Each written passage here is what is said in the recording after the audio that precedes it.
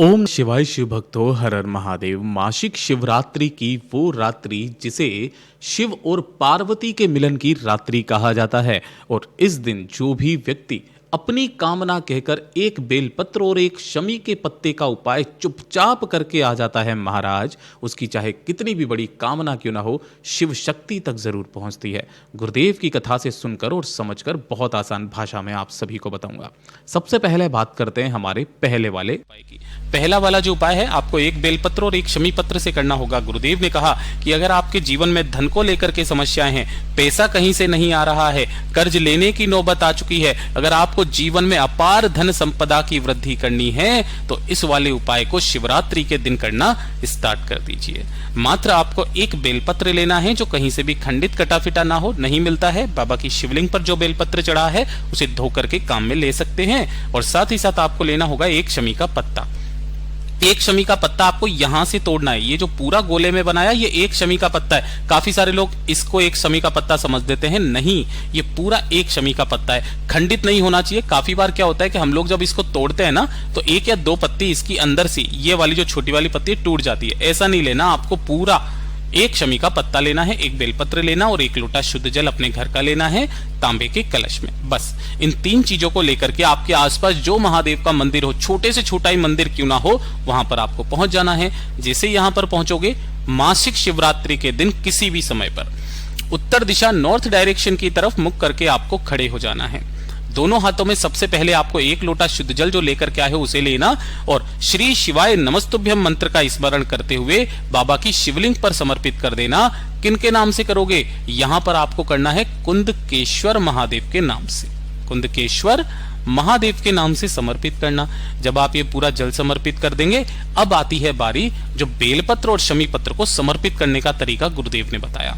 सबसे पहले आपको एक बेलपत्र लेना है जो आप साथ में लेकर के आए थे, ठीक है। देखिए, बेलपत्र जब भी आप माता अशोक सुंदरी के स्थान पर समर्पित करते थे तो कैसे करते थे? डंडी रहती थी जलाधारी की तरफ, बीच वाली पत्ती का मुख शिवलिंग की तरफ। इस वाले उपाय में आपको डंडी का भाग रखना है शिवलिंग के तरफ में और जो बीच वाली पत्ती है उसे रखना है जलाधारी की तरफ में। अपनी धन की कामना कहते हुए माता अशोक सुंदरी पर एक बेलपत्र समर्पित करना। उसके बाद जो एक शमी का पत्ता है, अपना नाम और गोत्र बोल करके ऐसे समर्पित करना कि शमी पत्र की डंडी जो हो वो इस दिशा में रहे। दोनों का क्रम यही रहता है, दोनों की डंडी एक दूसरे की तरफ में रहेगी। अपने जीवन में धन संपदा वृद्धि की कामना करते हुए यहां पर समर्पित करना और समर्पित कर देने के पश्चात जो आपका दाहिना हाथ है उस दाहिने हाथ की हथेली को आपको यहां पर जो खाली स्थान है इस खाली स्थान पर रखना। गुरुदेव ने कहा कि ये खाली स्थान कोई मामूली स्थान नहीं होता है। 64 कोटि देवी देवता यहां पर विराजित होते हैं जब भी मासिक शिवरात्रि का दिन होता है। आपने दाहिने हाथ की हथेली को यहां पर टिकाना और अपने हृदय की बात बाबा से डायरेक्ट कह करके वापस घर के तरफ चले आ जाना। गुरुदेव ने कहा आपके जीवन में कभी भी धन की कमी नहीं रहेगी। केवल मासिक शिवरात्रि के दिन इस छोटे से उपाय को करना स्टार्ट कर दीजिए। पूज्य गुरु जी का बहुत अद्भुत और अचूक उपाय है, जरूर कीजिएगा। और जो दूसरे नंबर का उपाय है ना, ये है महादेव की कृपा पाने का सबसे अचूक उपाय। देखिए, आप जब भी मंदिर में जाते हैं ना, आप अपनी मनोकामना बोलते हैं, मुझे धन चाहिए, मुझे पैसा चाहिए, मुझे ये चाहिए, गाड़ी बंगला मोटर, जो भी आपको चाहिए होता है, आप हमेशा अपनी कामना बोलते हो। क्या आपने कभी भी महादेव का साथ मांगा है?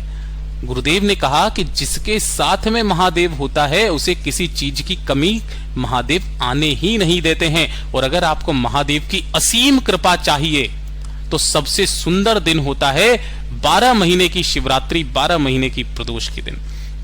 जो शिवरात्रि पड़े, जो प्रदोष पड़े, एक काम करना स्टार्ट कीजिएगा। महादेव का एक हाथ सदैव आपके सिर पर बना रहेगा। आपको मात्र थोड़ा सा तैयार करना है पंचामृत। अब सभी लोग पंचामृत अलग अलग तरीके से तैयार करते हैं, कुछ उसमें सूखे मेवे डाल देते हैं, बहुत कुछ। मैं आपको एक सिंपल तरीका जो गुरुदेव ने बताया था वो बताता हूं। 5 चीजें आपको चाहिए होगी। 5 चीजों में सबसे पहले नंबर पर होगा दही, दूसरे नंबर पर होगा दूध, तीसरे नंबर पर होगा घी।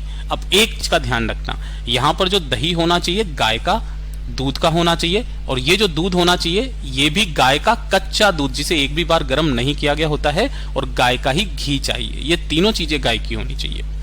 इसी के साथ में थोड़ी सी आपको मिश्री मिल जाए, मिश्री ले लो, मिश्री का चूरा मिल जाए वो ले लो, और थोड़ा सा लेना होगा आपको शहद। यहां लिख भी देता हूं, ये है मिश्री और ये है शहद। जब इन पांचों चीजों को आप मिलाओगे ना तो पंचामृत बन के तैयार होता है। काफी सारे लोग फैंसी बनाने के लिए इसके अंदर कुछ भी चीजें डाल देते हैं, नहीं, आपको सिर्फ इन पांचों चीजों को तैयार करना है और किसी भी एक स्टील के कलश में या प्लास्टिक के में या किसी में भी, ध्यान रखना तांबे का कलश भूल करके भी काम में नहीं लेना है।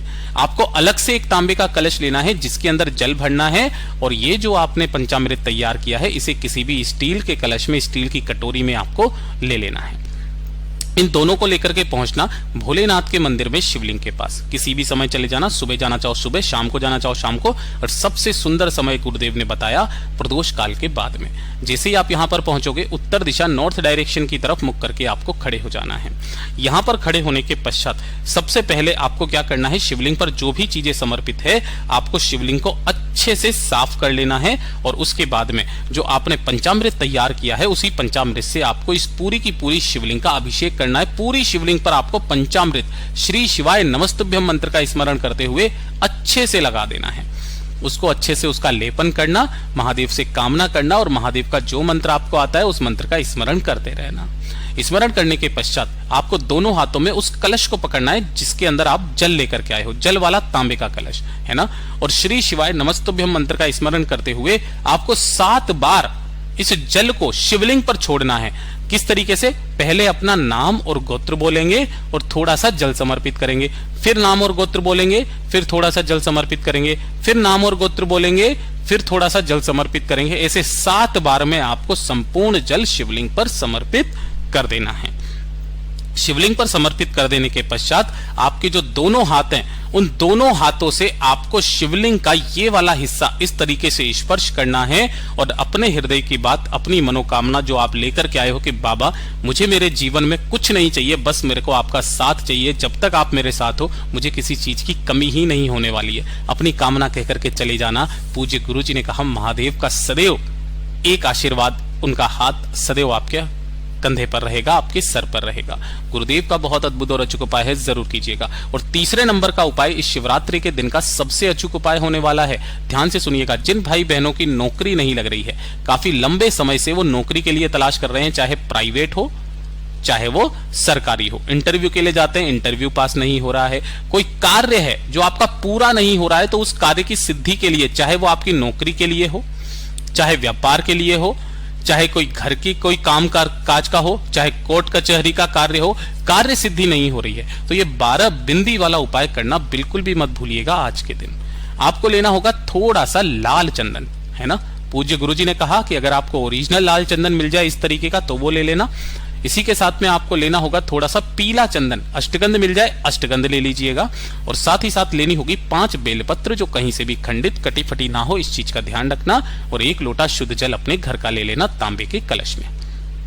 इन सभी को लेकर के आपको पहुंचना है शिवलिंग के पास में। जैसे ही आप शिवलिंग के पास में पहुंचोगे, यहां पर आपको उत्तर दिशा की तरफ मुख करके बैठ जाना है आराम से। जो पूजा पाठ अर्चना आपको करनी है वो पहले कर लेना। उसके बाद में सबसे पहले आपको 1 लोटा शुद्ध जल श्री शिवाय नमस्तुभ्यम मंत्र का स्मरण करते हुए यहां पर समर्पित करना। ध्यान रखना, यहां पर महादेव के 3 नामों का स्मरण किया जाता है। सबसे पहले जब आपने 1 लोटा शुद्ध जल समर्पित किया है, समर्पित कर देने के पश्चात अपनी दाहिने हाथ की अनामिका उंगली पर, जो 5 उंगलियां होती है, जो अनामिका फिंगर जिसपे आप अंगूठी पहनते हो, है ना, उस वाली उंगली को आपको लाल चंदन के अंदर डुबोना है। और इन लाल चंदन की 7 बिंदियां इस जलाधारी पर किसी भी जगह पर, है ना, किसी भी जगह पर जलाधारी पर आपको 7 बिंदियां यहां पर लगा देनी है। इस तरीके से जैसे ये लगा दी, 7 बिंदियां जलाधारी पर लगा दी।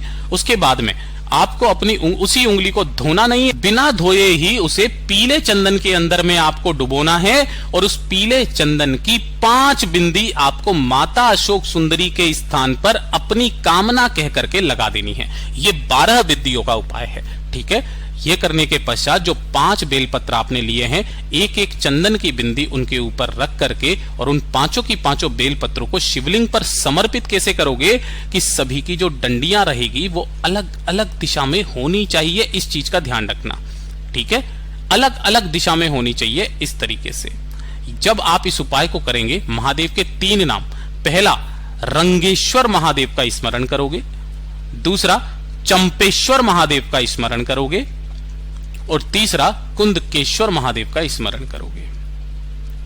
अपना दाहिना हाथ इन्हीं तीनों पांचों की पांचों बेलपत्री के ऊपर रख करके अपनी कामना बोल करके वापस घर के तरफ चले आ जाना।